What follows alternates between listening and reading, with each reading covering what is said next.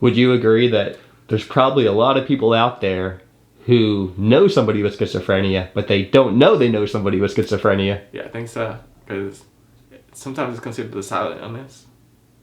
Why is it considered a silent illness? Sometimes because you don't notice the person going through schizophrenia. Emeka, tell me about yourself. So I am 26 years old. I am living with schizophrenia since I was 16 years old.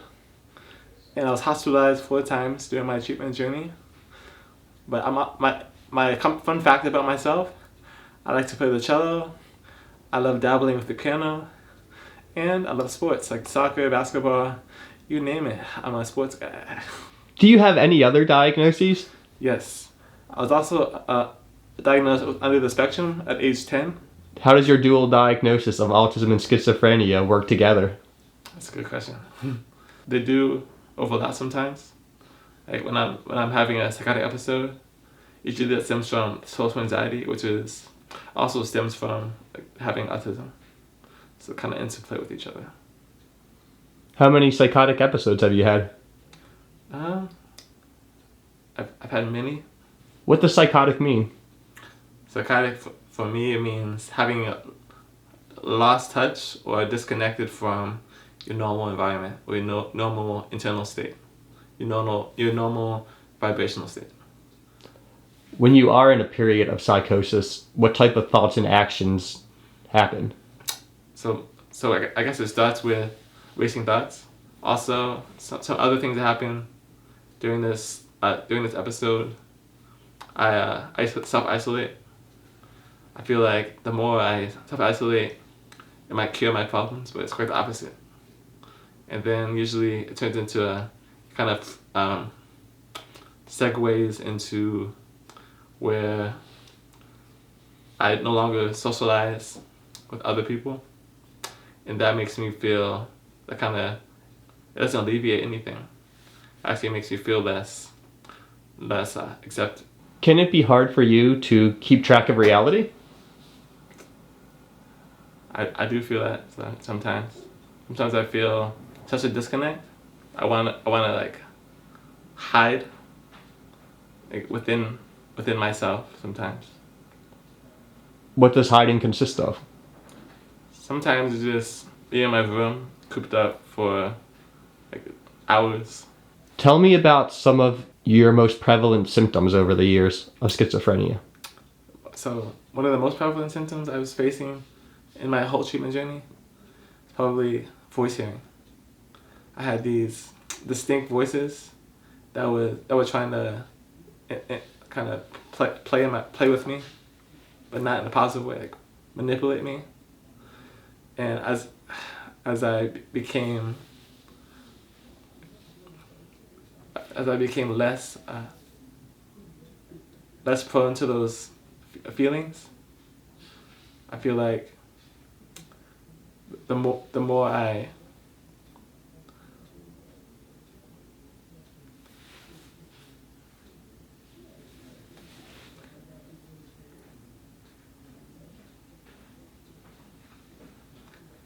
so I've noticed that sometimes you'll stop and think. Are you losing track or are you collecting your thoughts? I'm just trying to collect my thoughts. Would you like some more time to think, or would you like me to ask another question? I'd like to stick with this one. Do you mind please repeating? I asked you to explain some of your prevalent symptoms of schizophrenia, and you mentioned the voices. Correct. That's one of them. I've also had racing thoughts at times. I feel like my motor skills were faster than my thought process. What is that like when you're explaining something, but the words are coming out faster than your thought process? I feel out of touch with myself. Because sometimes it's hard to communicate with others when you can't really articulate how your thoughts, you can't articulate the words you want to put out your mouth. I feel like But the more I work on everyone has their own potential. Everyone has their own things they need to work on in their life. I think these symptoms and the way I process them, I think that's how I want to improve my life. Is that difficulty with communicating part of why you self-isolate sometimes? Yes. The reason why I do self-isolate is because of those racing thoughts. I just need some time to collect my emotions and kind of befriend myself when nobody else is there. How does autism impact you? Well, it definitely affects my social life. Sometimes I feel social anxiety.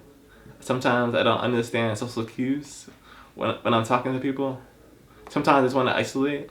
Sometimes I want to mask. I was also diagnosed with paranoid schizophrenia. What is paranoid schizophrenia? Paranoia is basically like a fear of like unknown or fear of uncomfortable places. So ever since I was diagnosed, I did experience a handful of symptoms, including hallucinations, delusions, cognitive impairment. I also experienced out of body experiences where I felt like I wasn't in the present moment. I was so disconnected from reality that I felt like I was in my own universe per se. And in this universe, I was my own character. And I had many different identities, but with my own character. It's like a second identity to me. Paranoid schizophrenia. Do you experience both visual and auditory hallucinations? I do. So I do, since I was, even before I was diagnosed, as a child, I had these fixed beliefs, these delusions, where like everything I feel like people were like staring at me, like something was in my vicinity. I couldn't point it out. It was there. And also, when it comes to having paranoid schizophrenia, I realize it's not uncommon.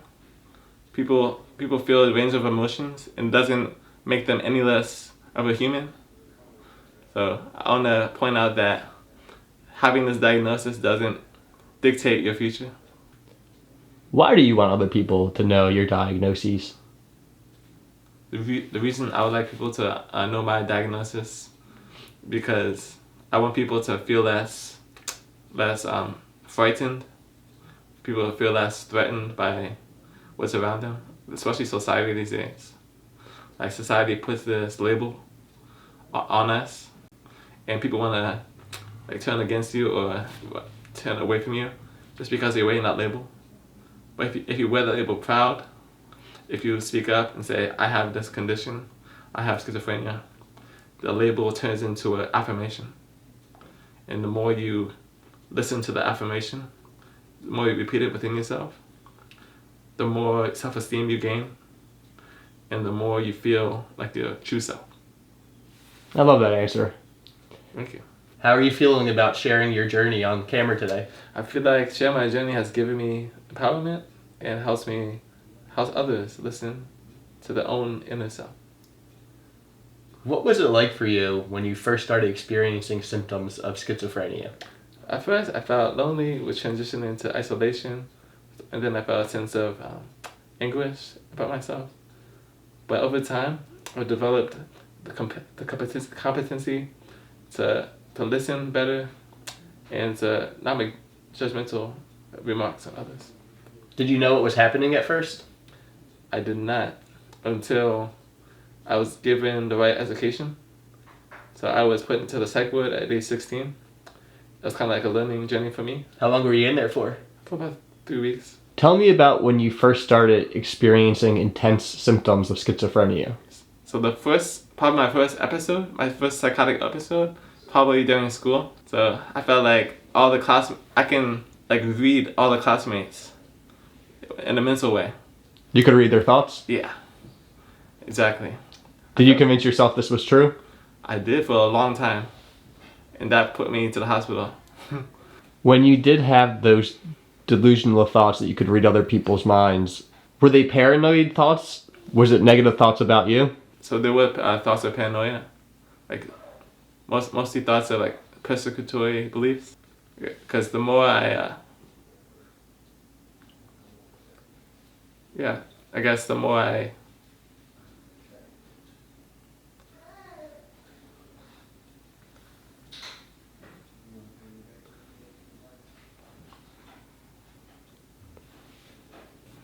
If somebody is spending time with you and you're communicating back and forth, and then they notice that you get quiet and you're kind of staring off into the distance, what do you want them to do? I want them to respect my boundaries. I want them to like bring me back to who I am. Sometimes I can't do that myself. I need that extra pair. I think it's an extra hand to push me in the right direction. What can other people do to help with your social anxiety? I think one of the things they could do is like guide me through the conversation practice, guiding me through the steps. Like it could be like a mock interview, a mock conversation, or teaching me from their experience as well. A lot of your anxiety in a social situation, is it because you don't know what to expect or how to perform? Yeah, it's kind of like that uncertainty. What happens next? I felt so distraught inside myself. I felt like breaking down, and I did have a acute panic attack at that time.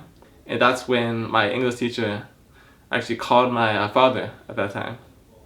He called my father, and he said, "I need to send your child back home." When you told your family that you felt like you could read other people's thoughts, what did they tell you? So when I first disclosed to my father, he knew my diagnosis before I was even diagnosed, actually.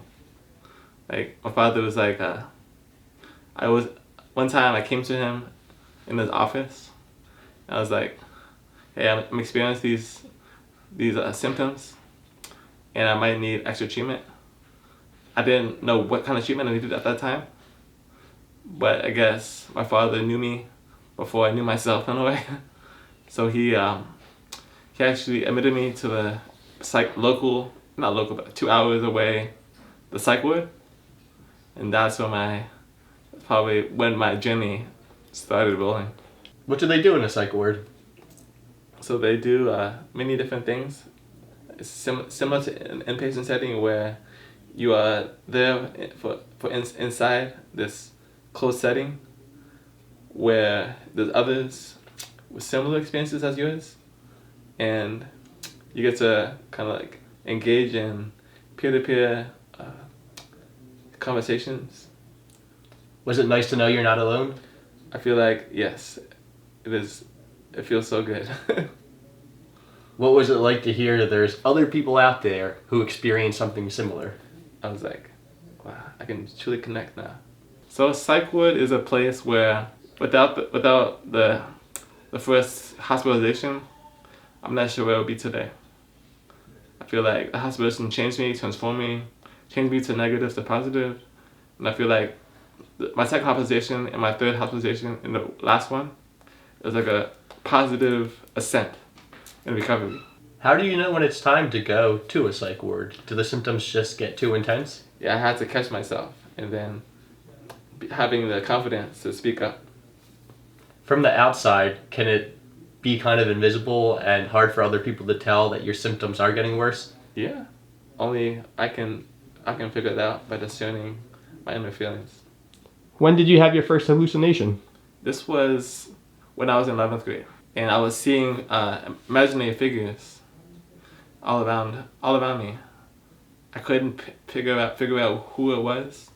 It was kind of like opaque, like very convoluted. And I couldn't point out who it was or what I was experiencing. I knew it was a hallucination because I asked people around me, and they didn't see anything. When I was first experiencing my first psychotic episode, I was having tactile hallucinations. What is a tactile hallucination? Experiencing tactile hallucinations, it deals with the sense of touch. You feel like something's there that interacting with your physical body and your inner self, but you can't put a finger to it. Does the tactile hallucination coincide with the visual and auditory hallucinations? Sometimes they do.